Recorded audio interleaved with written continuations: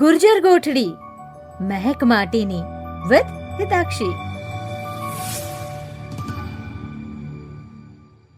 નમસ્કાર શ્રોતાઓ, ગુર્જર ગોઠડીમાં આપ સૌનું હું હિતાક્ષી સ્વાગત કરું છું. જેમ પ્રત્યેક કડીની શરૂઆતમાં આપણે કોઈ એક નવા શબ્દને જાણીએ છીએ, તેમ ગુર્જર ગોઠડીની આજની કડીનો શબ્દ છે સરસ્વતી ચંદ્ર. આપને થશે કે આ તો કોઈ નવલકથાનું નામ લાગે છે, કાં તો કોઈક જાણતું પણ હશે, હે ને? તો યુ આર એબ્સોલ્યુટલી રાઈટ. આ એ મહાનવલનું નામ છે જેણે વૈશ્વિક સાહિત્યના ફલક પર ગુજરાતી ભાષાનું નામ અંકિત કર્યું છે. અને આ શબ્દ સરસ્વતી ચંદ્રના રચયિતા ગોમાત્રી એટલે કે શ્રી ગોવર્ધનરામ માધવરામ ત્રિપાઠીના સ્વજનો સિવાય કોણ સારી રીતે સમજાવી શકે, હે ને? તો સરસ્વતી ચંદ્રની, ગુજરાતી ભાષાની, ગુજરાતી રંગભૂમિની અને ધ ગુજરાતી પુસ્તકની વાતો કરીશું શ્રી સલીલ ત્રિપાઠી અને શ્રી પ્રણવ ત્રિપાઠી સાથે. શ્રી પ્રણવ ત્રિપાઠી એટલે ગુજરાતી રંગભૂમિ સાથે જોડાયેલું જૂનું અને જાણીતું નામ. એક નાટ્યકાર, અભિનેતા, સાકારના સ્વપ્નને આકાર આપીને નિર્માતા તરીકે પણ તેઓ કાર્યરત છે. ગુજરાતી ભાષાની ઉન્નતિ માટે સતત પ્રયત્નશીલ માતૃભાષા પ્રેમી તરીકે પ્રણવભાઈનું નામ લેવું ઘટે. અને તેઓની રમૂજ સૂઝને કારણે પ્રેક્ષકો તેમને કોમેડી કિંગના બિરુદથી પણ નવાજે છે. સાથે છે શ્રી સલીલ ત્રિપાઠી. સલીલભાઈ પેન ઇન્ટરનેશનલ બોર્ડના સદસ્ય અને માનવ અધિકાર સાથે સંકળાયેલી સંસ્થા IHRB ગ્લોબલ ઇશ્યુઝના સિનિયર એડવાઇઝર રહી ચૂક્યા છે.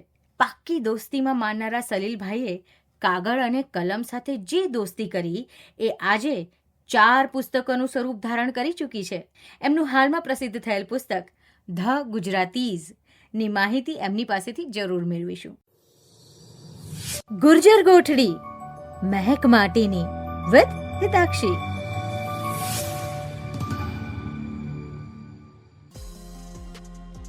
સરસ્વતી ચંદ્ર, જેને માથે સરસ્વતીનો ચંદ્ર છે. He told the story of a growing man. એટલે પાર્ટ 1. પાર્ટ 2 માં એમણે ઘર કેવી રીતે ચાલે છે એ વિશે સમજાવ્યું. પાર્ટ 3 માં નાના નાના રજવાડા કેવી રીતે થતા, એના રાજકારણની એમાં પણ બધી જે જુદી જુદી પ્રકારની જે ઇન્ટ્રીગ થતી હોય, અને ચોથા ભાગમાં એમણે બધું પોતાની ફિલોસોફી આપણને આપી. ગોવર્ધન એમણે વંશજ થઈને આટલા ખરાબ અક્ષર કેમ છે, કે તમારા નિબંધ કેમ આટલા ગંદા છે. ધ ગુજરાતીઝ તો ગુજરાતી એટલે ગરબા અને ધંધો અને ચેક્સ વાળું શર્ટ, એ જ? ના, એ નથી, એટલે જ તો મેં લખી ચોકડી. પુસ્તક મેં પણ બહુ ધ્યાનપૂર્વક અને એકાગ્રતાપૂર્વક એ માટે વાંચ્યું છે કારણ કે આનો અનુવાદ ગુજરાતી ભાષામાં હું કરવાનો છું. ભારતમાં સૌથી વધારે બરફ ક્યાં પડે છે? એક છોકરાએ જવાબમાં લખ્યું, દારૂના ગ્લાસમાં.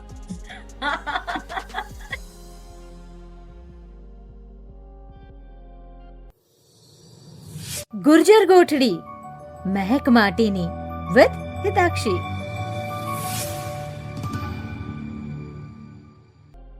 સલીલભાઈ અને પ્રણવભાઈ શ્રી ગોવર્ધનરામ ત્રિપાઠીના પ્રપૌત્ર છે. આ બંનેનું ગુર્જર ગોઠડીમાં હાર્દિક સ્વાગત છે. Thank you so much. તમારો પણ ખૂબ ખૂબ આભાર કે અમને આ રીતે લંડનના રહેતા ગુજરાતીઓ, યુકેમાં રહેતા ગુજરાતીઓ લગી અમારા વિચારો રજૂ કરવાનો એક મંચ આપ્યો, એક મોકો આપ્યો. Thank you very much. સૌપ્રથમ તો આપનું ગોવર્ધનરામ ત્રિપાઠી સાથેનું કનેક્શન અમારા શ્રોતાઓને સમજાવો. હા, એટલે એવું છે કે ગોવર્ધન નામના પિતા માધવરામના ભાઈ હતા એ સૂર્યરામ. સૂર્યરામના દીકરા મનસુખરામ. મનસુખરામ અને ગોવર્ધનરામ કઝિન્સ હતા. અને મનસુખરામ મારા વડવડ દાદા થાય. એટલે મનસુખરામના દીકરા તનસુખરામના દીકરા ધર્મસુખરામ, એના દીકરા જયસુખ ને એમના દીકરા અમે બે. દાદાના કાકા એમ કહીએ ને તો ચાલે. અને મનસુખરામ સભા સ્થાપક. હા, અને મનસુખરામ પણ પોતે ઘણા વિખ્યાત લેખક હતા. એમણે ફાર્બા ચલાવી, ગુજરાતી ભાષા વિશે ઘણા એમણે પુસ્તકો પણ લખ્યા છે, સંસ્કૃતમાં પણ પુસ્તક લખ્યા છે. અને એમના દીકરા તનસુખરામ એ પણ બહુ જ વિદ્વાન હતા. એમણે પણ 1-2 સંસ્કૃતના પુસ્તક લખ્યા છે. ગોવર્ધનરામ ત્રિપાઠી કેવા હતા? એમનો ટૂંકમાં કોઈ પરિચય મળી શકે? એમને કારણે અને મનસુખરામ ને બીજા બધા પણ ઘણા બધા લેખકો હતા જેમનો જન્મ નડિયાદમાં થયેલો, એને લીધે નડિયાદના સાક્ષર ભૂમિ કહેવાય છે. પણ જરાક વિવાદાસ્પદ રીતે જોઈએ તો એ જ રીતે નથી જોવા જોઈતા, કારણ કે એમનું જે ઘડતર થયું ખરું, એમનો જન્મ ભલે ત્યાં થયો, એમને પાલન પોષણ ત્યાં થયું હોય, પણ એમનું ઘડતર બધું મુંબઈમાં થયું હતું. એટલે જી. વખતે એલ્ફિન્સ્ટન કોલેજ બહુ જ ઉદ્દામવાદી વિચારવાળી કોલેજ હતી. અને મુંબઈ એક ધગધગતું શહેર હતું એ વખતે. ત્યાં આગળ બધા ખૂબ બધા વેપાર થતો હતો, જુદી જુદી પ્રજાઓ મળતી હતી એકબીજાને. મોડર્નિટી આપણે જે કહીએ એના વિચારો આવતા હતા. એટલે જે આપણે જે રૂઢિચુસ્ત પ્રથાઓ હોય એનો જે આપણે સામનો કરવો હોય, કન્ઝર્વેટિવ એટીટ્યુડને એની સામે જે ચેલેન્જ કરવા હોય એ માટેની એ બધી મનોપ્રથા હોય એ બધી એ લોકોને ત્યાં મળી હતી. એટલે લગી કે આપણે જો સરસ્વતી ચંદ્ર, તમે તો કહ્યું કે તમે એના 4 ભાગ વાંચ્યા છે, તેમાં જોયું તો એમાં અમુક જગ્યાએ તો લાંબા લાંબા પેસેજ ઇંગ્લિશમાં લખેલા આવે છે. બિલકુલ. પછી બીજું શું કે ગ્રીક સાહિત્ય, રોમન સાહિત્ય, ઇંગ્લિશ સાહિત્ય, વર્ડ્સવર્થ, એ બધાના કેટલા બધા રેફરન્સીસ પણ ત્યાં આગળ થયા છે. એટલે એનો કહેવાનો અર્થ એટલો કે એ જે આખું જે રેનેસાન્સ આઉટલુક આપણે કહીએ એ રીતે જે હોય એ બધું એમનું મુંબઈમાં થયું. પણ પછી લખવાનું જયારે જરૂર પડી ત્યારે પાછા મુંબઈ નડિયાદ પહોંચી ગયા. એમની પોતાની દીકરી જે હતી લીલાવતી, એના માટે ખૂબ પ્રેમ હતો. જીવનમાં મોટા મોટી દુઃખની વાત હોય તો લીલાવતીનું કમનસીબે મૃત્યુ જ ક્વાઇટ જલ્દી થઈ ગયું. એમણે લીલાવતીની જીવન કળા કરીને એમણે પુસ્તક પણ લખ્યું. એક મૂળ વકીલ હતા, એટલે વકીલાતમાં એમણે ખૂબ પૈસા બનાવ્યા. દીકતી વકીલાત ચાલતી હતી, ખૂબ પૈસા કમાતા હતા. એમ છતાંય છોડીને એમણે સાહિત્યની સેવા કરવાનું નક્કી કર્યું. ઘણા એવા હોય છે જે સાહિત્યને છોડી દે છે. એમણે વકીલાતની દીકથી પ્રેક્ટિસ છોડી અને સાહિત્યની સેવા કરેલી. જી, હું એ જ મુદ્દા પર હજી થોડી ચર્ચા કરવા માંગુ છું. આ જે આખો યુગ આવ્યો, પંડિત યુગ, એના પહેલાનો જે યુગ હતો એ થોડો ઘણો પાશ્ચાત્ય સંસ્કૃતિ તરફ વળી રહ્યો હતો, અને એ સંસ્કૃતિથી પાછા વાળવા માટે, સાહિત્યકારોને પાછા વાળવા માટે કદાચ આ આખો પ્રયાસ એક થયો કે જેમાં સરસ્વતીચંદ્ર લખાયો. એટલે એમાં છે ને બે રીતે જોઈ શકાય કે પંડિત યુગ પહેલા ધર્મની પણ બહુ થતી વાતો હતી. આપણે કહે ને, અમે નાના હતા સ્કૂલમાં ત્યારે કહેતા હતા કે આપણા કવિઓ 3 વસ્તુ પર સરસ: પ્રકૃતિ, પ્રેમ અને પરમાત્મા. એટલે તમે રામાયણની અને મહાભારતની બધી વાર્તાઓ હોય એની એ લોકો જુદું ઓલ્ટરનેટિવ વર્ઝન આપતા હતા. વેસ્ટર્નાઇઝેશન જે શરૂ થયું એટલે મૂળ તો 1857 પછી જયારે પેલા રજવાડાઓ હારી ગયા. એટલે 2 પ્રકારના લોકો ઉભા થયા. એક તો એ કે જે લોકોને વધારે કન્ઝર્વેટિવ થયું હતું, જેથી આપણી ટ્રેડિશન જતી ન રહે. કારણ કે એ વખતે બધા ફેરફારો બહુ થઈ ગયા. ટેલિગ્રાફ આવી ગયેલો, ટ્રેન આવી ગયેલી, આપણી પ્રજા એકબીજાને ભળતી થઈ ગઈ. એટલે એનાથી અમુક લોકોને બીક લાગી કે આની લીધે આપણા બધા જે આપણા પાયાના જે બધી વેલ્યુઝ છે એ બધી જતી રહેશે. અને અમુક લોકો હતા જે લોકોને ગમ્યું. અને જે આપણા ગોવર્ધનરામ અને ગોવર્ધનરામ એટલા પોલિટિકલી એક્ટિવ નતા, પણ મનસુખરામ હતા. મનસુખરામને બીક હતી કે આ બધી વેસ્ટર્ન ઇન્ફ્લુઅન્સ લીધે આપણી ભાષા પર અસર પડશે અને આપણા શબ્દો ખોવાઈ જશે. એમણે એકદમ ચુસ્ત રીતે ગુજરાતી જ વાપરવું એવું નક્કી કર્યું. અને સલીલભાઈ, એના સંદર્ભમાં બીજી પણ એક બહુ નોંધ લેવા જેવી વાત એ છે કે કદાચ વિશ્વની બહુ જ ઓછી એવી નવલકથાઓ હશે જેમાં પાત્રોના નામ એના ગુણ પ્રમાણે છે. સો એ પણ એક બહુ મહત્વની વાત હતી કે પ્રમાદધન જે આળસુ છે, કે જેને સરસ્વતીચંદ્ર, જેને માથે સરસ્વતીનો ચંદ્ર છે, તો આ પણ એક નોંધ લેવા જેવી વાત છે. બીજી, સરસ્વતીચંદ્ર એક આદર્શવાદની વાત કરે છે. મેં હંમેશા જ્યારે બી મને બોલવાનું કે છે, આ એક વાક્ય હું સરસ્વતીચંદ્ર વિશે જરૂર બોલું છું કે આ નવલકથામાં સાહિત્ય દર્શન છે. આ સાંભળવા જેવું છે. આ નવલકથામાં સાહિત્ય દર્શન છે, સાથોસાથ જીવન જીવવાનું માર્ગદર્શન છે. સો જે આદર્શ રીત શું છે જીવન જીવવાની, ત્યાગ એટલે શું, વૈરાગ્ય એટલે શું, બલિદાન એટલે શું, ભલે આ સમાજમાં સાંપ્રત હોય ન હોય, પણ આ એક રામાયણ પ્રકારની આદર્શ જીવન જીવવાની એક ચાવી બતાવતું જાય છે. માણસે જીવનમાં છેલ્લે કયા રસ્તે ચાલવું, કઈ વસ્તુ પર અમલ કરવો એ એના હાથમાં હોય છે. એક વાચકને દિશા સૂઝ જરૂર કરે છે. બિલકુલ સાચી વાત કરી આપે. એવી કઈ ક્ષણ કે એવો કોઈ પ્રસંગ જ્યારે તમને લાગ્યું કે આટલો મોટો વારસો છે? એ તો મને પહેલી નવાઈ લાગી જયારે એ વખતે હું 7-8 વર્ષનો હતો, જયારે ગોવિંદ સરૈયાની હિન્દી ફિલ્મ બનાવવાનું નક્કી કર્યું ને નૂતન જેવી એક એકદમ કાબેલ ને કામયાબ એક્ટ્રેસ કુમુદનો રોલ કરવાની હતી. ત્યારે મને થયું કે હા, હિન્દી વાળા લોકોને આપણા ઘરના જે કોઈક હોય એમણે નવલકથા લખ્યો, 4 પડી રહી છે. હું તો વખતે 7-8 વર્ષ, મેં તો વાંચી પણ નહોતી. પણ એ ઉંમરના એ વખતે મને થયું કે આ કઈક કમાલ છે ખરી. જે છેલ્લે પ્રશ્ન પેલો છે કે સરસ્વતીચંદ્રે કુમુદ સાથે લગ્ન કરવા કે નહીં, એક પ્રશ્ન આ લોકો લેતા નથી. એની પણ સરસ ચર્ચા થઈ શકે આપણાથી. તો એટલે મને થયું કે એ તો હશે, નવલકથાઓ તો લોકો લખ્યા કરે છે, પણ આટલી અગત્યની છે. ત્યારે પછી જયારે હું અમદાવાદમાં ગયો અને ત્યારે મને ખબર પડી કે ત્યાં જે ગુજરાતી સાહિત્ય પરિષદનું જે બિલ્ડિંગ છે એનું નામ પણ એમના નામ પરથી પડ્યું છે. નડિયાદમાં એમનું મ્યુઝિયમ છે. એ બધાને લીધે વધારે ખબર પડી કે ના, આમાં કંઈક સત્વ છે અને તથ્ય છે. એટલે શું ફાયદા અને શું નુકસાન આ વારસા હોવાના?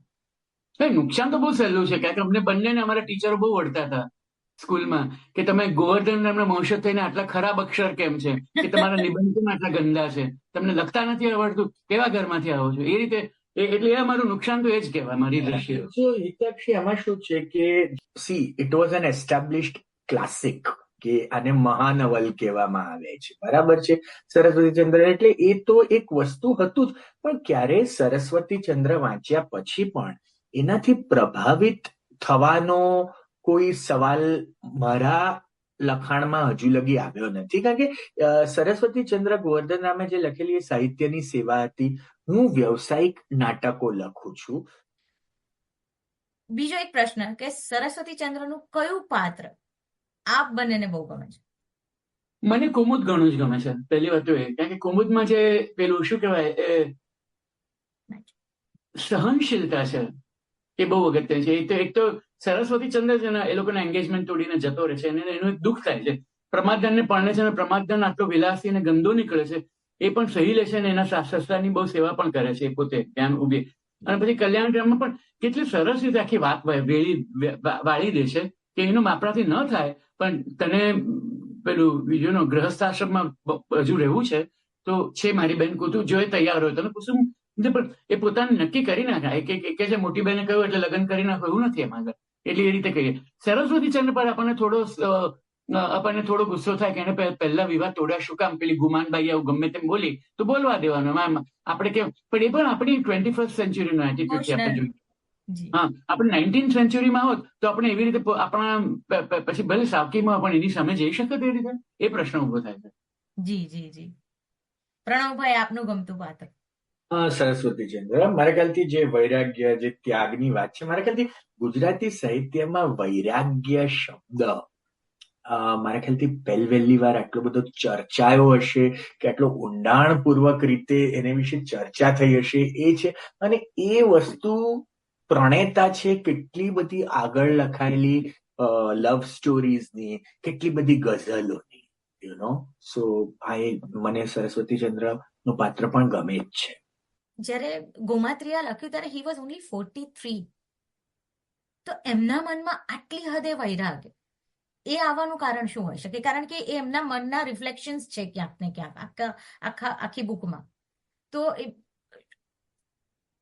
એ તો છે ને, એમનું બહુ જ બહોળું વાંચન હતું. પહેલી વાત તો એ, હું નડિયાદમાં એમને ઘરે ગયો છું સ્મૃતિ મંદિરમાં, અને એની તમે લાઇબ્રેરી જોઈ ને તમે છક થઈ જાઓ સાચે.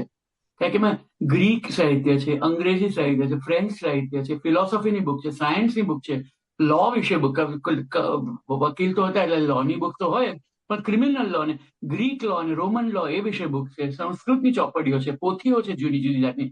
એટલે આપણે ટાગોરને રેનેસાન્સ મેન કહીએ છીએ દાખલા તરીકે. એટલે જે આપણે, એટલે એવું કે છે, it was not that he was jack of all, master of none, but he was actually mastering a lot of the subjects. એટલે એને સંસ્કૃત બોલી શકે, ઇંગ્લિશ તો વાંચી શકતા હતા, બોલી શકતા હતા, ગુજરાતી અને ફ્રેન્ચ પણ કદાચ જાણતા હશે કે નહીં, તો એમને લાઇબ્રેરીમાં ફ્રેન્ચ પુસ્તકો આવે ક્યાંથી, એમને રાખીને શું કામ હોય. એટલે છે ને એ પ્રકારની એમનામાં એક બહોળું જ્ઞાન પ્રાપ્ત કરવાની ધગશ હતી. અને એ બધામાંથી એમણે વિચારો તારવણી કરી, એનો સંચય કર્યો, ભેગા કર્યા, અને એમાંથી જે એમને જ્ઞાન આવ્યું એ એમણે આપણને એમાંના થોડા અંશો આપણને આપ્યા. ગાંધીજી અને ગોમાત્રી. હા, એટલે ગાંધીજીનું શું હતું, એમને ખૂબ જ ગમેલી. એમણે એમના ઇન્ટ્રોડક્શનમાં લખ્યું છે કે in the first version he told the story of a growing man. Part 2માં એમણે ઘર કેવી રીતે ચાલે છે એ વિશે સમજાવ્યું. પાર્ટ 3માં નાના રજવાડા કેવી રીતે થતા, એના રાજકારણની એમાં પણ બધી જે જુદી જુદી પ્રકારની જે ઇન્ટ્રીગ થતી હોય, મેકિયાવેલન મોશન્સ થતી હોય એ સમજ. અને ચોથા ભાગમાં એમણે બધું પોતાની ફિલોસોફી આપણને આપી. અને એ રીતે એમણે individual story, family story, political story અને ફિલોસોફિકલ સ્ટોરી, ચારે વસ્તુ ભેગી કરવી. અને કેટલા લગભગ 2000 પાનાની ચોપડીમાં કરું. મોટા સાહિત્યના પ્રયોગો વિશે કહે છે કે યુઝ્યુઅલી બધા રિમેમ્બરન્સ ઓફ થિંગ્સ પાસ કરીને માર્સેલ પ્રુસ્ટનું ફ્રેન્ચ કલેક્શનો છે, એટલે એને in search of lost time એમ પણ કહે છે. અને La Cherche de temps perdu is the way it is called in French. અને એ લગભગ 7 ભાગમાં એ વોલ્યુમ નીકળ્યું છે which is almost autobiographical about life in Paris. એટલે એ રીતે જોઈએ તો આપણે તે ગ્રેટ ઇન્ડિયન નોવેલ કે ગ્રેટ ગુજરાતી નોવેલ કહીએ એ રીતે 2000 વર્ષ પાનામાં આપણને કહ્યું છે. પણ હું તમને પેલા પ્રશ્નમાંથી બચવા નહીં દઉં, કુમુદ વાળા પ્રશ્ન. હવે એ જ કહું છું. હવે એ છે ને ધ ક્વેશ્ચન ઇઝ ઇન્ટરેસ્ટિંગ કે ઇટ ઇઝ કોન્ટેક્સ્ટ ડ્રિવન. હવે જયારે ગોવર્ધન રામનો જો છેલ્લો ભાગ બહાર પડ્યો લગભગ 1901 કે 1902 માં પડ્યો, એ વખતની વેલ્યુ સિસ્ટમ શું હતી? તો કે આપણે પહેલા તો 1840 ને 45 લગી તો આપણે ત્યાં સતીની પ્રથા હતી. એટલે વિધવા થાય એટલે એને શું કરવું એ કોઈને ખબર જ નહોતી, કારણ કે વિધવાએ લગ્ન તો કરી જ ન શકાય અને એને તો પેલા એના સાસુ સસરાની સેવા કરવી પડે અથવા મા બાપને જોડે, અથવા એને પેલા તમે બનારસના આશ્રમમાં મોકલી દો, અપશુકન ગણાય. એટલે એને લગ્નમાં પણ આવવાના, સફેદ જ કપડા પહેરવાના, ગોળી નહીં રમવાની, પછી ઘરેણાઓ નહીં પહેરવા, બધા ખૂબ રિસ્ટ્રિક્શન હતા એના પર. એટલે સતી હતું, પછી આવું બધું થતું હતું. હવે એમાં કુબુદ વિધવા થઈ. હવે આપણે જો 20મી સદીનો કે 21મી સદીનો જો એટીટ્યુડ લઈને જઈએ તો આપણે, અને સરસ્વતી ચંદ્ર સિંગલ છે, આ પાછી સિંગલ થઈ ગઈ છે, તો કેમ નથી લગ્ન કરતી? પણ હવે આજના જમાના પણ કરે તો પણ લોકોને જરા નવાઈ લાગે છે. કોક વાર, હજુ ઘણી બધે નથી લાગતી, પણ કોક જગ્યાએ લાગે છે કે આ તો વિડો હતી ને એને તો આ તો પરણ્યો નથી તો એને કેમ વિડો જોડે લગ્ન કર્યા? એને તો કેટલી બધી બીજી મળી જાત. એ જાતના પ્રશ્નો હજુ ઘણા લોકોમાં આવે છે. પણ આને એવું ન કર્યું, અને આને એવું નક્કી કર્યું કે ના, આપણે તો પ્રયત્ન કરવો છે. એટલે જયારે એ લોકો પેલા જે સુંદરગીરી પર્વત પર મળે છે, પેલા કલ્યાણ ગ્રામની આસપાસ, કલ્યાણ ગ્રામ થયું પહેલા, ત્યારે પૂછે પણ છે. એટલે એ જાતની એ લોકોને એક રાતના આખી વાતો ચાલે છે બંને એકબીજાને. એ કે તું તો હવે એકલી છે, હું પણ એકલો છું. ત્યારે પણ એ કહે છે કે ના, આવું ન કરાય આપણાથી, કારણ કે આપણે બંને મિત્ર રહીશું, પણ તને લગ્ન કરવા જ છે તો મારી બેન કુસુમ છે. અને એ રીતે એ લોકોના લગ્ન થયા છે. અને કુસુમને પણ મન સરસ્વતી એવું નતું કે અરેન્જ મેરેજ કે શોર્ટગન વેડિંગ જેવું નતું કઈ, પણ એ લોકોને પણ. એટલે એ જાતનો ગોવર્ધન, એટલે ઘણા ફેમિનિસ્ટ ક્રિટિક છે, દાખલા સોનલ શુક્લ ને બધા છે, એ લોકો બધા ખૂબ ગુસ્સે થયેલા આ વખતે. ઘનશ્યામ શાહ જોડે તો મેં મારા પુસ્તકમાં પણ ઉલ્લેખ કર્યો છે. ઘનશ્યામ શાહે કહ્યું કે વિધવાએ ફરીથી પરણવું કે નહીં એ પ્રશ્ન ખાલી મિડલ ક્લાસ મેન્ટાલિટીનો પ્રશ્ન છે. તમે ગરીબ હો કે દલિત હો કે મુસ્લિમ હો, તેમાં પ્રશ્ન ઉદ્ભવતો જ નથી, કારણ કે એ લોકો નહીં તો રાખે કોણ? એને રાખવા વાળું કોઈક જોઈએ ને, નહીં તો એને ચેરિટી પર રાખે. એટલે ચેરિટી પર કોણ રાખી શકે? જેની પાસે ખૂબ પૈસા હોય. એટલે નહીં તો બીજો ઓપ્શન શું હતો એને માટે કે એને કે ખૂબ પૈસા વાળા હોય તો પણ એ લોકો કરી શકાય, કે એ લોકોને કોઈ પૂછી નથી શકે, એ લોકોની સામે કોઈ આંગળી નથી ઊંચી કરી શકવાની. એટલે ઘનશ્યામ શાહનું એવું કહેવું હતું કે આ તો મિડલ ક્લાસ મોરાલિટીનો પ્રશ્ન છે, ને એમાંથી ગોવર્ધન રામ બહાર આવી ન શક્યા. સોનલ શુક્લાનું એવું કહેવું હતું કે જો ગોવર્ધન રામે એ લોકોને પરણાવ્યા હોત તો it would have been a trend setter. અને એટલે લોકોને થાય કે આપણે આવું કરી શકીએ. જ્યારે જે લોકો ગોવર્ધન રામના સમર્થકો છે એ લોકો એવું કહે છે કે ના, એ ન કર્યો બરાબર છે, કારણ કે ગોવર્ધન રામનો રોલ હતો કે લોકો પાસે દ્વિધા મૂકવી, અને દ્વિધા કેવી રીતે કરવાનો એ લોકોએ નક્કી કરવાનું છે. એટલે ગોવર્ધન રામે તો એ વખતની પ્રથામાં શું હતું કે આ લગ્ન ન થઈ શકે, એટલે ન થાય, અને છતાં પણ સરસ્વતી ચંદ્રની બીજી એક પત્ની તો મળી ગઈ, અને એ લોકો ત્રણેય જણા સાથે રહીને પેલા કલ્યાણ ગ્રામમાં કામ કરતા હતા. એ રીતે એમણે સમેટી લીધું આખી વસ્તુ. પણ એ જો તમને ન ગમી તો તમારા મનમાં એવો વિચાર થવો જોઈએ કે ના, આ બે પરણાવ તો સારું થાય. અને એ જે સોશિયલ ચેન્જ લાવવાનો છે એની જવાબદારી એમણે પાછી લોકોને આપી. આપણે સાંપ્રતતાની કે પ્રેક્ટિકાલિટીની વાત કરીએ તો આજથી 4 કે 5 વર્ષ પહેલા રાજકોટના આકાશવાણી રેડિયો સ્ટેશને સરસ્વતી ચંદ્ર, ખાસ કરીને પેલા જે પત્રો છે એનું રીડિંગ નક્કી કરેલું. યસ. અને પછી એ કેન્સલ થયું. મેં પૂછ્યું કે કેમ તમે કેન્સલ કર્યું? તો કે અમને એવા વાચકો જ ન મળી શક્યા જે એક પણ અલ્પ વિરામ વગરના 4 સળંગ વાક્યો બોલી શકે. તો આ દુર્દશા છે. આજે મને યાદ છે, મારું નાટક યુકેમાં જ આવેલું, પ્રોડ્યુસર મારો પરિચય આપતા પહેલા એમ કહેતો હતો, તમારામાંથી ઘણાએ સરસ્વતી ચંદ્ર નામની નવલકથાનું નામ સાંભળ્યું હશે, અને બધા કહેતા હા. તો કે એના જે રચયિતા હતા ગોવર્ધન રામ માધવરામ ત્રિપાઠી, એમના પ્રણવભાઈ પ્રપૌત્ર છે, અને લોકો તાળીઓ પાડતા હતા. ચલો, તાળીઓ પાડવાથી ખુશ થવાની જરૂર નથી. મને એક વસ્તુની ખાતરી છે કે એમાંથી હાર્ડલી 10% લોકોએ ખરેખર એ નવલકથાનું નામ સાંભળ્યું હશે, અને માત્ર 2 કે 3% લોકોએ એને વાંચી હશે. અને આ માત્ર ગોવર્ધન રામ કે સરસ્વતી ચંદ્રને લાગુ નથી પડતું. આ એક બહુ જ મોટો પ્રશ્ન છે. પછી રમણલાલ વસંતલાલ દેસાઈ હોય, કનૈયાલાલ મુનશી હોય, નર્મદ હોય, મરીઝ હોય, બેફામ હોય, કોઈ પણ ગઝલકાર હોય કે કોઈ પણ સાહિત્યકાર, આપણી ભાષા, આપણું સાહિત્ય આપણાથી લુપ્ત થઈ રહ્યું છે. અને કોઈ જ પ્રયત્ન કોઈ પ્રકારનો થતો નથી જેથી એને સજીવન કરી શકાય. આ એક બહુ મોટો પ્રશ્ન છે. આવા પ્રયત્નો કરી શકીશું તો કદાચ આગળ જતા આશા અમર છે. સરસ્વતી ચંદ્રની આ વાત પછી હવે આપણે આગળ વાત કરીશું સલીલભાઈની બુક ધ ગુજરાતીઝ વિશે. પરંતુ આ બે પંક્તિઓ તો અહીંયા ટાંકવી ઘટે. આશા ભંગ થઈ ભામિની, રૂવે સ્તુતિ કરે સ્વામિની. ગયો ચંદ્ર ક્ષિતિજ તજી ક્યાંય, પડ્યું તિમિરે કુમુદ મીચાય. સૂજ્યું ભ્રમરને સાથી આવું રે, કેમ કમળ તજી દઈ જવાયું રે, કેમ કમળ તજી દઈ જવાયું રે. સૈયર વેરણ ક્યાં થઈ લાગી, મને નિંદ્રામાંથી જગાડી રે. પિયુથી વિખૂટી મને પાડી રે, સૈયર વેરણ ક્યાં થઈ લાગી રે. હવે સલીલભાઈની બુક પર આવીએ આપણે. ધ ગુજરાતીઝ. તો ગુજરાતી એટલે ગરબા અને ધંધો અને ચેક્સ વાળું શર્ટ એ જ? ના, એ નથી. એટલે જ તો મેં લખી ચોપડી. જો એટલું જો કે ખાલી આપણે જલેબી ગાંઠિયાની વાતો નથી કરવાની. એટલે ટોટાલિટીમાં મેં જોયું છે. પહેલા તો આપણે સાચું કહીએ ને તો આપણે કોઈને કહીએ ને કે આ જીના મોહમ્મદ અલી જીના ગુજરાતી હતા, કે જે.આર.ડી. ટાટા ગુજરાતી હતા, કે અઝીમ પ્રેમજી ગુજરાતી છે, ઇરફાન પઠાણ ગુજરાતી છે, તો લોકોને નવાઈ લાગે. કારણ કે લોકોનો ધર્મ હિન્દુ નથી કે જૈન નથી.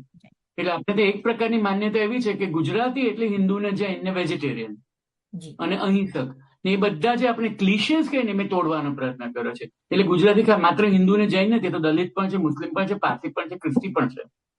એવું ને એવું એ લોકો ખાતે વેજીટેરિયન જ છે એવું નથી. એ લોકો છાનામાના જઈને ઈંડા ખાઈ આવે છે અમદાવાદમાં, અને નહીં તો કોઈ બીજા ગામમાં હોય તો ત્યારે માંસ પણ ખાઈ આવે છે, દારૂ પણ પી આવે છે.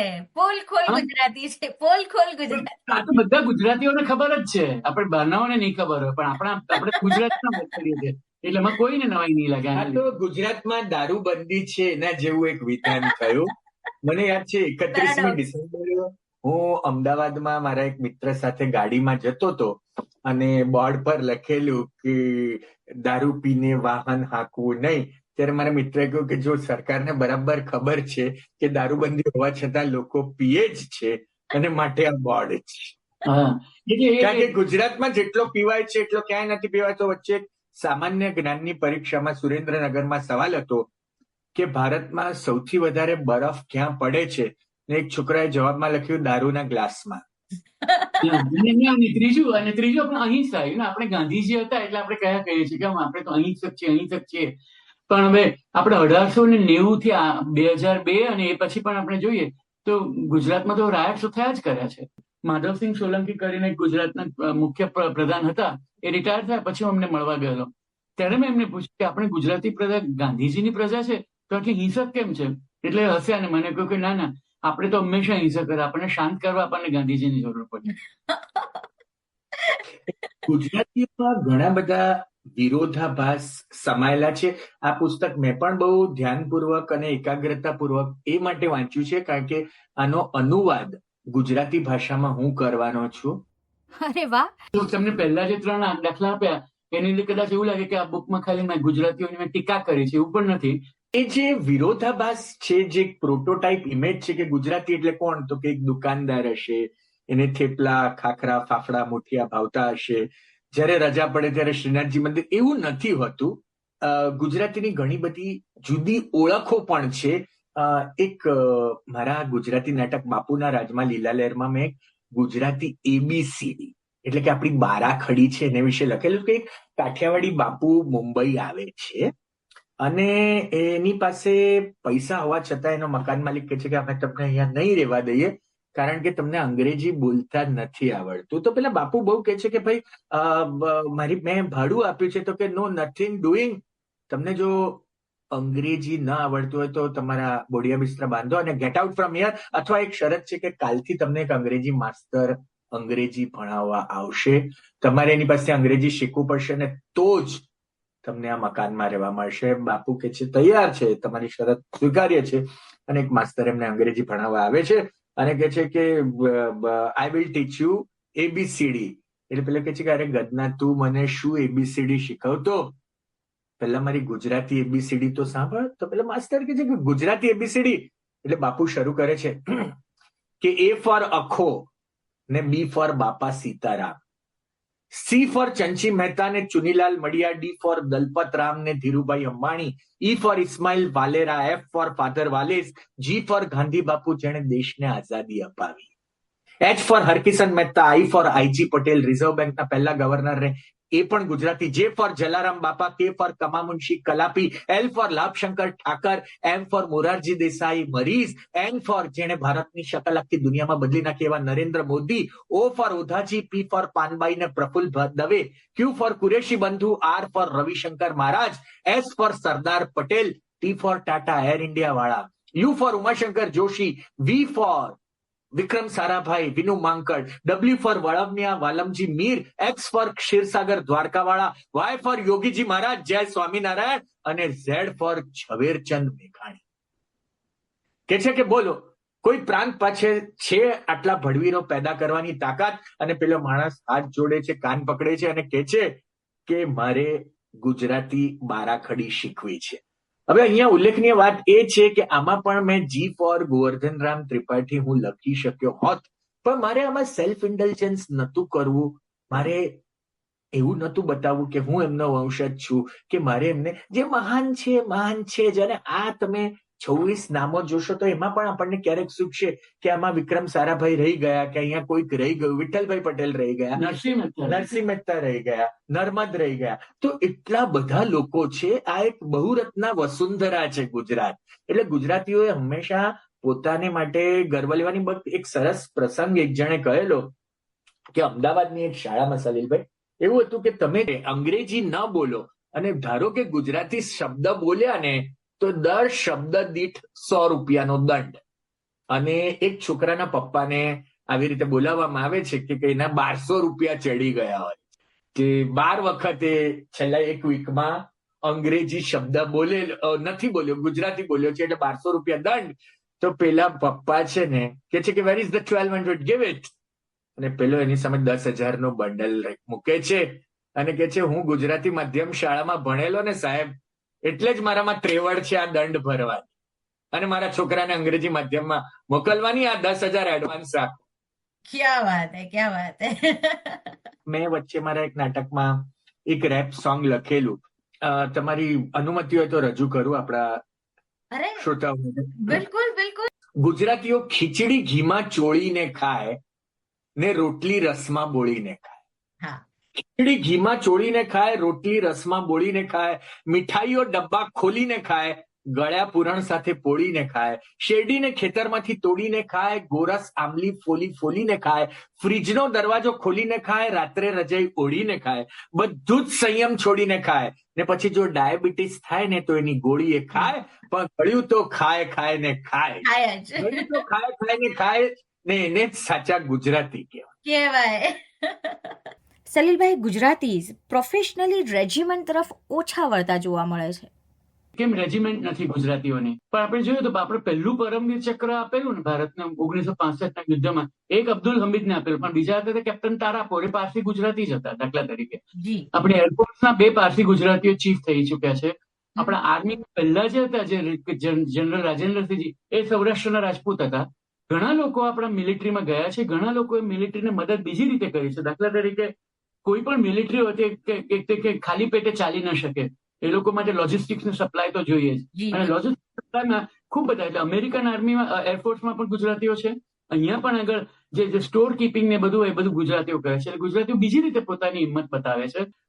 દૂર આફ્રિકાના દેશોમાં જાય, જ્યાં એ લોકોને ભાષા ન આવડતી હોય, જ્યાં બધા માંસ ખાતા હોય, પોતે વેજીટેરિયન હોય, તો ત્યાં જઈને દુકાન ખોલવી, એ રિસ્ક લેવી, એ પણ એક પ્રકારની હિંમત જ બતાવે છે.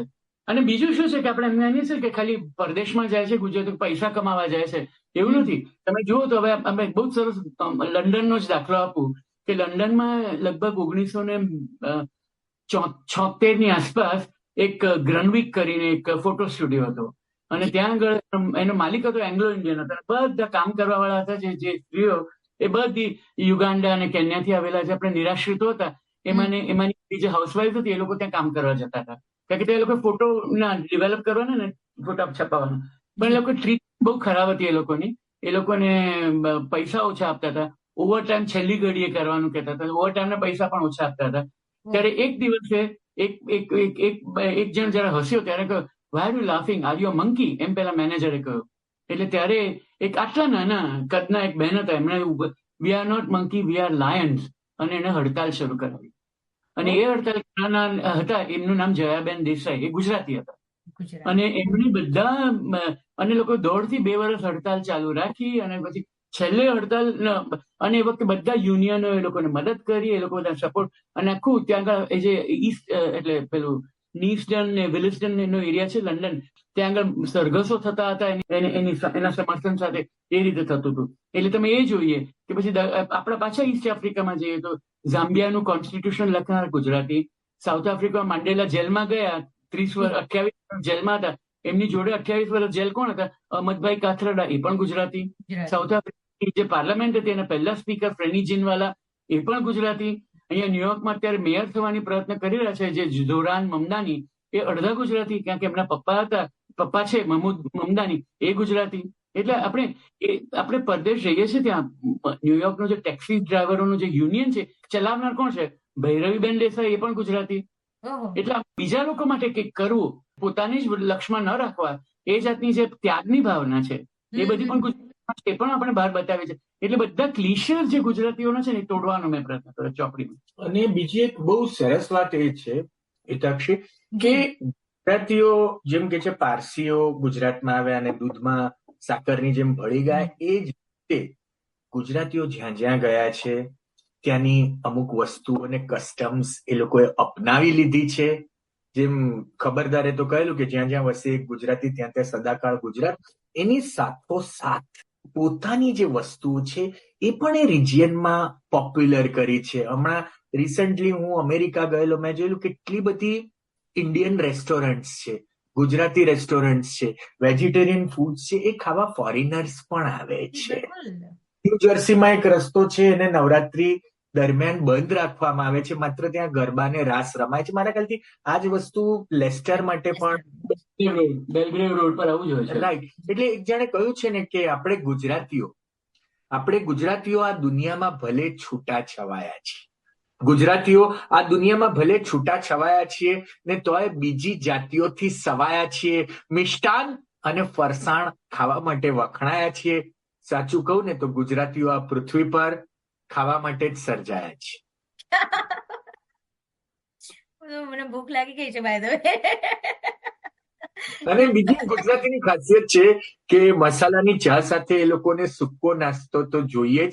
મુંબઈ હોય કે મોમ્બાસા, એક મારો ફ્રેન્ડ છે હિન્દી ભાષી છે, એને કહ્યું કે તમામ ગુજરાતીઓ માટે હું આ શેર લખું છું, હિન્દીમાં છે કે હમે મત દિખાઈએ વો રાસ્તા, હમે મત દિખાઈએ વો રાસ્તા જહાં ના મિલતા હો સૂકા નાસ્તા. સરસ.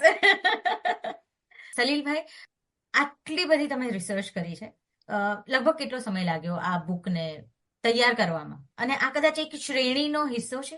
જે શ્રેણી એટલે છે ને, મારા જે એડિટર છે, એમનું સંપાદક, એમનું નામ છે ડેવિડા. એટલે એમની એવી ઈચ્છા હતી કે ભારતની જે પ્રોમિનન્ટ કમ્યુનિટી છે દરેક વિષય પુસ્તકો, એટલે એ લોકો already I think Bengali, Assamese, Anglo Indian, Tamil અને હજુ એક અને આ ગુજરાતી, એમ 6 એ લોકો બહાર પાડી છે અત્યાર લગી. અને મને 2015 કે 16 અમે એનો કોન્ટ્રાક્ટ સાઇન કર્યો. 16 મેં એનું રિસર્ચ ચાલુ કર્યું અને 2016 અને 2023 આસપાસ મારો પહેલો ડ્રાફ્ટ પતી ગયો.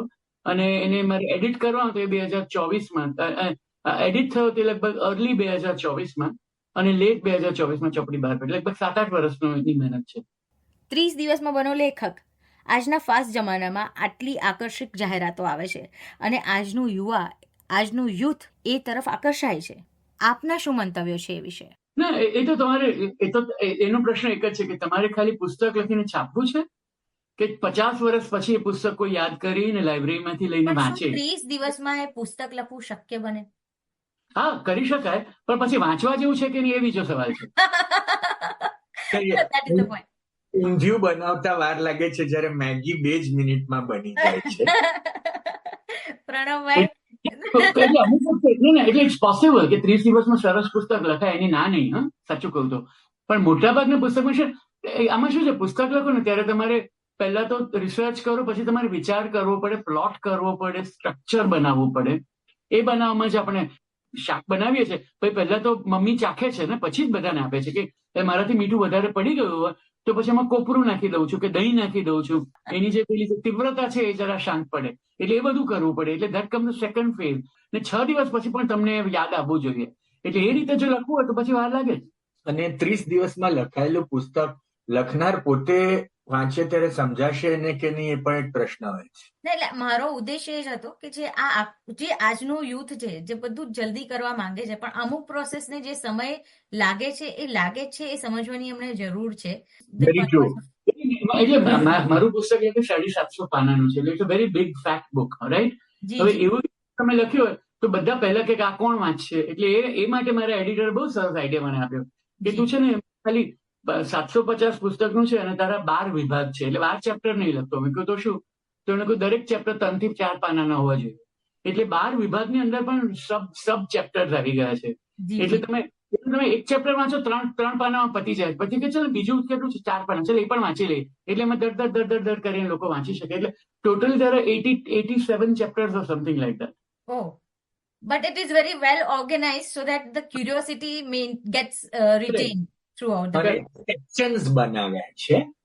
દાખલા તરીકે દાખલા કે food, how we eat, how we earn, how we learn, how we create, how we love, how we worship, how we pray, how we play, how we kill. એ જાતના બધા મેં સેક્શન બનાવી દીધા છે. ક્યાં વાત. આમાં અદાણી ને અંબાણીને પણ આપણે સમાવી લીધા છે. અદાણી, અંબાણી, પ્રેમજી, ટાટા બધા છે. ધ ગુજરાતીઝ બુકનું મુખપૃષ્ઠ પણ એટલું જ આકર્ષક છે. What's the thought behind it? ના, એટલે એમાં શું છે કે ગુજરાતમાં આપણે કોઈ પણ મોટા શહેરમાં જઈએ ત્યાં સડનલી આપણે ઊંટ સાથે માલધારીઓને જતા જોઈએ છે ઘણા ગુજરાતના શહેરોમાં. અને they are the most quintessential Gujarati, કારણ કે એ લોકો કોઈ એક જગ્યાએ સ્થાયી નથી રહેતા. એ લોકો ત્યાં થઈ જાય પછી બીજી જગ્યાએ બીજી છે અને એ લોકો ઊંટ જ્યાં સુધી ચાલે ત્યાં લઈને ઊંટ સાથે એ લોકો ચાલ્યા કરતા હોય છે. એટલે દે become symbol of the Gujarati who wants to prosper and become better and go somewhere else. બીજું શું છે કે ઊંટનો આપણે જો એનો પ્રોફાઇલ જોઈએ ને તો એ ગુજરાતના જેવો જ છે. એટલે જે કચ્છ છે પેલું ઉપલું જો, પછી નીચલું જો છે એ સૌરાષ્ટ્ર થયું અને ડોક થઈ એ આપણો તળ ગુજરાત આવી ગયું અને પછી આપણો પેલો જે આદિવાસી પ્રજા છે એનો આખો એટલે આપણે ઊંટનો એટલે ઊંટનો ચહેરો જોઈએ સાઇડવેઝ એટલે આપણને ગુજરાતનો જ નકશો દેખાય. એટલે એ બીજી વાત થઈ. અને ત્રીજું, આપણે ગુજરાતી પ્રજાની હ્યુમરની વિશે વાત કરીએ તો આપણે હસીએ છીએ ખૂબ પણ હંમેશા યુઝ્યુઅલી એ જોક બીજાને પ્રવરે છે. આપણે આપણા પર બહુ ઓછું હસતા હોઈએ છીએ. અને એ માટે પણ એક બહુ સરસ છે આ કવિતા ને પેલી ઊંટના 18 વાંકા દલપતરામની. પેલાનું આ વાંકો તે વાંકો, ત્યારે કોઈ કહે છે મારું તો બધું એક વાંકો, આપના તો 18 છે. ગુજરાતી હ્યુમરની વાત થાય તો મારે તમારી તરફ જ વળવું પડે પ્રણવભાઈ. આપણા લોકગીત તો આપણું સાહિત્ય બહુ સમૃદ્ધ છે. જનનીની જોડ સખી જેવું ગીત છે જે મા વિશે લખાયેલું છે, બાપ દીકરીનું પણ છે, પાપા પગલી, પણ કોઈ હસબન્ડ વાઈફના ગીતો નથી હોતા. એને વિશે હંમેશા જોક્સ જ હોય છે. એક હસબન્ડ પહેલી જ એનિવર્સરી એને આફ્રિકા લઈ જાય છે તો પત્ની બહુ જ ખુશ થઈ જાય છે કે વાહ, તમે પહેલી જ વેડિંગ એનિવર્સરી મને આફ્રિકા લઈ ગયા મસાઈ મારા જંગલમાં, તો 25મી એનિવર્સરીએ શું કરશો? તો કે ત્યારે હું પાછો આવીશ તને તેડવા. કે પછી એક જણે કહ્યું કે મારે તો શું કહું, પત્ની સાથે હનીમૂન થી જ પ્રોબ્લેમ ચાલુ થઈ ગયેલા. તો કે કઈ રીતે? તો કે ભાઈ સૌથી પહેલા અમે લોકો જયપુર ગયા ત્યારે પત્નીએ પિંક સાડી પહેરેલી. તો મેં પૂછ્યું કે કેમ પિંક સાડી? તો પત્નીએ કહ્યું પિંક સિટી એટલે પિંક સાડી. ત્યાંથી અમે દિલ્હી ગયા લાલ કિલ્લાની મુલાકાતે, ત્યારે પત્નીએ લાલ સાડી પહેરેલી. મેં પૂછ્યું કેમ લાલ સાડી? તો કે લાલ કિલ્લો લાલ સાડી. એવામાં જ ટ્રાવેલ એજન્ટનો ફોન આવ્યો અને મને પૂછ્યું કે આગળનું શું પ્લાનિંગ છે. મેં કહ્યું આગળની ક્યાં માંડો છો, સૌથી પહેલા નાગાલેન્ડની ટિકિટ કેન્સલ કરો. લગ્ન થવાનું ઇન્ટરવ્યુ થતો હોય છે અને સાસુ ઇન્ટરવ્યુ લે છે કે તમે દારૂ પીઓ છો? જમાઈ કે છે ના. સિગરેટ? તો કે ના. ચરસ ગાંજો કોઠા પર જાઓ છો? ના. તો કે કોઈ ખરાબ આદત? તો કે એક જ, જુઠ્ઠું બોલવાની. હવે આ લોકો જાણે છે કે આવું હકીકતમાં નથી હોતું, પણ એ લોકો it's a very tender way, nothing which is against feminism or anything. કોઈ પણ એક જોક હોય કે એક મદ્રાસી ગુજરાતી અને સરદારજી ભેગા થાય એટલે તમને ખબર છે કે હવે જોક ગુજરાતી જ મારવાનો છે. આ એની પૂર્વ ભૂમિકા તૈયાર છે. એટલે પેલાને પૂછે છે બંગાળીને તારો પ્રિય વાર કયો? તો કે સોમવાર. મરાઠીને પૂછે છે કયો વાર, તો કે મંગળવાર, ગણપતિ બાપાનો વાર. ગુજરાતીને પૂછે છે તમારો પ્રિય વાર, તો કે છે જમણવાર. તો એ સૌથી સ્માર્ટેસ્ટ છે, એ સૌથી હોશિયાર છે કે છે ને કે સિંધી પાસેથી માલ ખરીદી અને મારવાડીને વેચે ને તોય નફો કરે ને, એનું નામ ગુજરાતી. ગુજરાતી. પણ એવું સાચું નથી. એક જણે લખ્યું છે ને કે ચંદ્ર પર પહોંચનારી પ્રથમ કોઈ પણ હશે જાતિ. શોભિત દેસાઈ લખે છે, ચંદ્ર પર પહોંચનારી પ્રથમ કોઈ પણ હશે જાતિ, તેનો પહેલો દુકાનદાર હશે ગુજરાતી. ક્યાં વાત હે. ગુજરાતીઓ જયારે ચંદ્ર પર જશે ને ત્યારે માત્ર એક રોકેટ નહીં જાય, સાથે 3 રોકેટ જશે. એકમાં ગુજરાતીઓ જશે, બીજામાં ખાખરા જશે, ત્રીજામાં ફાફડા જશે અને ચોથામાં મુઠિયા જશે. જી બિલકુલ, એના વગર રોકેટ લોન્ચ જ નહીં કરે લોકો. આટલા પાંચમામાં ગોદડા જશે. ગોદડા પાથર છે, બપોરે 2 થી 5 રાજકોટની માફક સુઈ જશે અને સાંજે ગરબા રાસ રમશે. વાહ, no wonder for the comedy kings વિરુદ્ધ. ચેતેશ્વર પુજારાએ કંઈક 238 નોટ આઉટ હતો, 1.5 દિવસ એને બેટિંગ કરી. ત્યારે કહું કે અરે કમાલ કેવાય યાર, રાજકોટનો છે 1 થી 5 આરામ ન લીધો. પ્રણવભાઈ, આપ ગુજરાતી રંગભૂમિ સાથે વર્ષોથી સંકળાયેલા છો, તો એમાં થતા અલગ અલગ નાટ્ય પ્રયોગો પર થોડો પ્રકાશ પાડશો? જરૂર. આજે એમ કે છે ઘણા બધા ચિત્ર પણ આપણે જોઈએ, એને કે છે એબ્સ્ટ્રેક્ટ આર્ટ, એટલે કે એ ચિત્રકારની જે લાગ્યું યોગ્ય એ કર્યું. મુંબઈમાં પણ પ્રાયોગિક રંગભૂમિ છે, ટાટા એક્સપેરિમેન્ટલ થિયેટર છે, પૃથ્વી થિયેટર છે, અહીંયા નટરાણી છે. That was a platform for emerging artists. Gujaratis believe in value for money. મનોરંજનનો અર્થ એ નથી કે તમને ખડખડાટ હસાવે.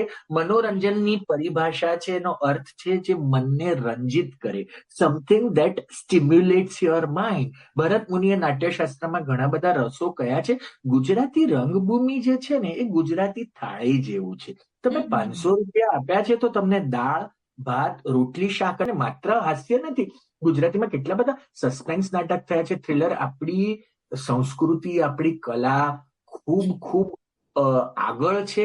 આપણે એની વેલ્યુ નથી કરી. અને હું માનું છું કે મુંબઈ એક કલ્ચરલી હજુ પણ ગુજરાતમાં જ છે, એક અભિન્ન અંગ છે. મુંબઈના રેલવે સ્ટેશનો પર 4 ભાષામાં નામ લખાઈને આવતા હતા. ચર્ની રોડ લખ્યું હતું ગુજરાતી, મરાઠી, હિન્દી અને અંગ્રેજી. એટલે Gujarati was very much a part of Mumbai city. Culturally તમે મુંબઈની વાત કરો અને ગુજરાતી કમ્યુનિટીનો ઉલ્લેખ ન કરો તો એ પોસિબલ જ નથી. એવા દિવસો હતા જ્યારે લોકો આફ્રિકાથી મુંબઈ નાટક જોવા આવતા. 14મી ઓગસ્ટે INT નામની સંસ્થા મેઘધનુષનું મુશાયરો નું આયોજન કરતી હતી. અને મને બરાબર યાદ છે કે 15મી ઓગસ્ટ રજા હોય અને 13મી અમારી બર્થડે હોય, 14મીએ હું અવશ્ય ભવન્સમાં જઉં જ. અને એ વખતે તો અમે છે ને એક ડાયરી અને પેન લઈને જતા હતા અને અમે જે શેર સરસ બોલાયો હોય એ લખી લેતા હતા. એટલે આટલી બધી માવજત હતી, આટલું બધું પેશન હતું કે જાપાન જુઓ કે સ્પેન જુઓ, બીજા બધા દેશોમાં પોતાની માતૃભાષા કઈ રીતે ટકી છે તો આપણે ત્યાં કેમ ન ટકે. પણ એ વચ્ચેની પેઢી એ બસ પકડવાની ઉતાવળમાં અમુક સામાન બસ સ્ટોપ પર ભૂલી ગઈ. એ જે લોકોનો ભૂલી ગયેલો સામાન છે ને એ આપણી કવિતા છે, આપણું સાહિત્ય છે, આપણી સંસ્કૃતિ છે. ભારતીયો અને બિન નિવાસી ભારતીયો દરેક વ્યક્તિ આ ગુજરાતીનું જતન શી રીતે કરે? Whenever you talk about culture, they mingle it with religion. મારું કહ્યું છે કે ધર્મ એ સંસ્કૃતિ નથી, સંસ્કૃતિ ધર્મથી પણ ઉપર છે. કેટલી બધી કવિતાઓ, કેટલું બધું સાહિત્ય લખાયું છે અને એ બધાની કદર જે આજે ધૂળ ખાઈ રહ્યું છે લાઇબ્રેરીઓમાં, which is not very good. તમે બાળકને ગુજરાતીમાં હલરડું ગાઈને સોડાવો ને તો મને વધારે આનંદ થશે કે એને જાતક કથાઓ સંભળાવો કે આપણી જે સભા ભટ્ટ ને સલીલ બકોસ પટેલ ને બધું. એટલે આપણે તો બધું ઘણું છે, ગીજુભાઈની વાર્તાઓ છે ને બધું છે, પણ એ આપણે છોડીને આપણે બધું આ બધામાં પડ્યા છે કારણ વગર. અને દેટ વી નીડ ટુ નો કે we have a rich culture. એનો અર્થ એવો નથી કે બીજું કલ્ચર ખરાબ છે. અને આજકાલની અમુક એક સિરિયલ્સ પણ છે જેમાં ટિપિકલ રીતે ગુજરાતીઓને દર્શાવાય છે કે ભાઈ સજ બોલી શકે, જિજ્ઞેસ જ હોય કે પછી એ ચેક્સ વાળા શર્ટ જ પહેરે કે પછી એ અમુક જ રીતનું ખાય અને પીએ. શું એ ચિત્રણ ક્યાંક ગુજરાતીની ઇમેજ સાઇડલાઇન કરી રહ્યું છે.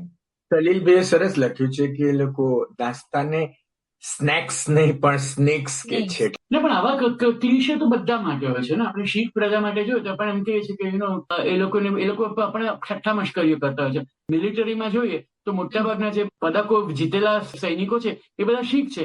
આપણા સ્માર્ટેસ્ટ પ્રાઇમ મિનિસ્ટર એવર હતા એ પણ શીખ હતા, મનમોહન સિંહ. એના જેટલું સારું કોઈ ભણ્યું જ નહોતું. પીએચડી ઓક્સફર્ડ ને કેમ્બ્રિજ બંને ના હતા. મદ્રાસ એટલે શું, ખાલી લુંગી પહેરીને ઇડલી સંભાર જ નથી ખાતા એ લોકો. અને અત્યારે સિલિકોન વેલીમાં જો તમિલ ને તેલુગુ પ્રજા ન હોય તો એ લોકોને ઘણો મોટો ફટકો પડે. એટલે આપણે દરેક પ્રજા માટે ક્લીશે તો હોવાના જ અને અપવાદો પણ હોવાના. કાર્યક્રમ અંત તરફ આગળ વધી રહ્યો છે ત્યારે આપ આપના આવનારા પ્રોજેક્ટ્સની કોઈ માહિતી મારા શ્રોતાઓને આપવા ઈચ્છતા હો તો સ્વાગત છે. સમાપનમાં પહેલા હું ઈચ્છા રાખું છું સલીલભાઈને જે હા, મારે તો એટલું જ કહેવાનું છે. મારો નવો પ્રોજેક્ટ તો છે એટલે હું અત્યારે વિચાર કરી રહ્યો છું કાં તો એક નવલકથા લખવી જે વિશે હું સિંગાપોર રહેલો 20 વર્ષ પહેલા, એટલે કદાચ હું સિંગાપોર પર એક નવલકથા લખવા માંગુ છું. પણ એ તો છું અને નહીં તો મેં માનવાધિકાર પર ખૂબ કામ કર્યું છે છેલ્લા 25 વર્ષથી. બિઝનેસ એન્ડ હ્યુમન રાઇટ એના પર અનુભવો છે, એના પર લખવાનો વિચાર કરું છું. પણ હજુ આ તો બધું મનમાં ફર્યા કરે છે. એવા અધિકારો કયા કે જે સામાન્ય માણસે જાણવા જ જોઈએ? એક તો પહેલી તો એ કે આપણે કોઈએ બધા સમાન છે. Equality is a starting point. એટલે ડિસ્ક્રિમિનેશન ન થવું જોઈએ કોઈ પણ કારણસર. પછી બીજું એ છે કે વ્યક્તિ સ્વાતંત્ર્ય એટલે ઇન્ડિવિજ્યુઅલ ફ્રીડમ બહુ અગત્યની છે. એટલે જેને જે કરવું એ કરવાનું, સો લોંગ એઝ એ કરતી વખતે તમે બીજાના હકનું ઉલ્લંઘન ન કરો. ત્રીજું, પાણી સ્વાતંત્ર્ય, ફ્રીડમ ઓફ સ્પીચ જોઈએ, પણ એવી રીત નહીં કે જયારે તમે ફ્રીડમ ઓફ સ્પીચને બહાને તમે બીજા લોકોને ઉશ્કેરો અને કહો કે આ લોકોને જઈને તમે મારી આવો. એવી ફ્રીડમ ઓફ સ્પીચ નહીં, પણ બાકીની ફ્રીડમ ઓફ સ્પીચ હોવી જ જોઈએ. પછી તમને જે વ્યવસાય કરવો હોય તે કરી શકો છો. તમને જ્યાં ફરવું હોય ત્યાં તમે જઈ શકો. એટલે દરેક જગ્યાના કાયદાઓ પાળવા, પણ એ સિવાય બધા જ પ્રકારના જે હકો હોય એ તમારા જ છે અને તે કોઈ એને ઓછા અને કે રદ ન કરી શકે. અને જયારે સરકારને તમારા હક લેવા હોય ત્યારે સરકારે એનું કારણ આપવું પડે. પણ સરકારે તમને એવું નહીં કહેવાનું કે તમે પૂરું કરો કે તમે કેમ ભારતના નાગરિક છો. ભારતના નાગરિક આપણે બધા જ છીએ. એટલે જેવું ન હોય એ સરકારે પ્રૂવ કરવાનું છે. આ ભારતીય હોય કે અહીંયા અંગ્રેજ બ્રિટનમાં બ્રિટિશ ઇન્ડિયાને એવું પ્રૂવ કરવાની જરૂર નથી કે હું બ્રિટિશ છું. જો ન હોય તો સરકારે પ્રૂવ કરવાનું છે. એટલે આ બધા જે લોકો છે એટલે strengthening the individual that becomes important. That was a very, very insightful information. Thank you for that, સલીલભાઈ. અને પ્રણવભાઈ, નરેન્દ્ર મોદીએ સ્વર્ણિમ ગુજરાત વખતે એક બહુ જ સરસ વાત કહેલી, જે કોટ મને બહુ જ ગમેલો, કે જીવનમાં ક્યારેય 4 માને ન ભૂલવી જોઈએ. માં, માતૃભાષા, માતૃભૂમિ અને માતૃ સંસ્થા. અને એક માં વિશેની કવિતા છે, એનો એક અંશ રજૂ કરું છું. દરેકને પોતાની માં હયાત હોય કે આ દુનિયામાં ન હોય એનું સ્મરણ આનાથી થશે. શીર્ષક છે મૃત માતાને. કે કવિ કવિતા નીચે પોતાનું નામ લખે છે, ચિત્રકાર કલાકૃતિ નીચે પોતાનું નામ લખે છે, પણ ઈશ્વર જેવો કોઈ મહાન કલાકાર નથી. એ માનવીને સર્જે છે પણ એની નીચે પોતાનું નામ નથી લખતો. અને માં પણ ઈશ્વરની મહાનતાનું જ પ્રતીક છે ને. માતા 9 મહિના સુધી ઉદરમાં બાળકનો ભાર વેઠે છે. માત્ર એ 9 મહિનાનો બદલો ચૂકવવા બેસું ને, છતાંય મારા 90 વર્ષ પણ કાંઈ વિસાતમાં નથી. છતાંય હું 90 વર્ષનો નથી, તું 110 વર્ષની નથી. તારા અને મારા સંબંધ વચ્ચે સમયનું અસ્તિત્વ જ નથી. અસ્તિત્વ તો છે માત્ર તારું.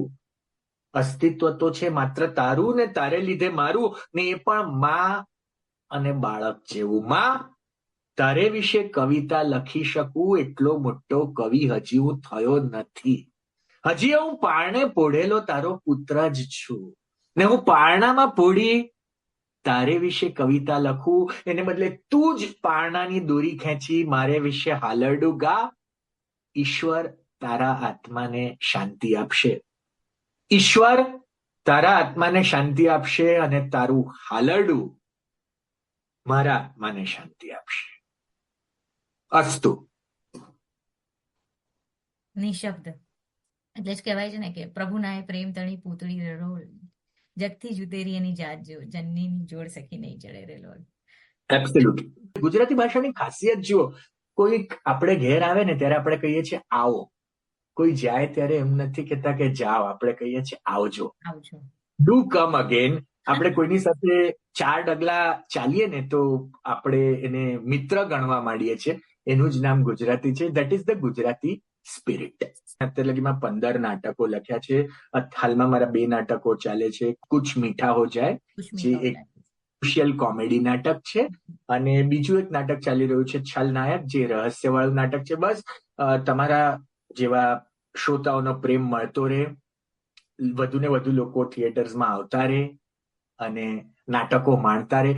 સલીલભાઈ અને પ્રણવભાઈ, thank you very much for your time. અને ધીરુબેન પટેલનું એક કાવ્ય છે જે કહે છે કે મૂળમાં નહીં સિંચાય વારી તો ક્યાંથી જીવશે વેલ, વિચારી લેજો પ્રિય બંધુજન ભાંગી પડશે મેલ. ગરવી ને ગુણવંતી ભાષા દેવ દીધી ગુજરાતી, જતન નહીં કરીએ તો આપણી ખોવાશે સંસ્કૃતિ. આના અનુસંધાનમાં મને ચંદ્રકાંત બક્ષીની એક વાત યાદ આવે છે કે જ્યાં લગી કોઈ પણ એક NRI ના ડાઇનિંગ ટેબલ પર અથાણાની બાટલી હશે ને, ત્યાં લગી ગુજરાતી ભાષા ટકશે જ. જય જય ગરવી ગુજરાત સાથે. અને ફર્સ્ટ ટાઈમ આપ બંને સાથે છો તો that is another remarkable achievement. So thank you for being there. Thank you for giving me this much time. Thank you. Thank you. Bye. Gurjar ગોઠડી, મહેક માટીની વિથ હિતાક્ષી.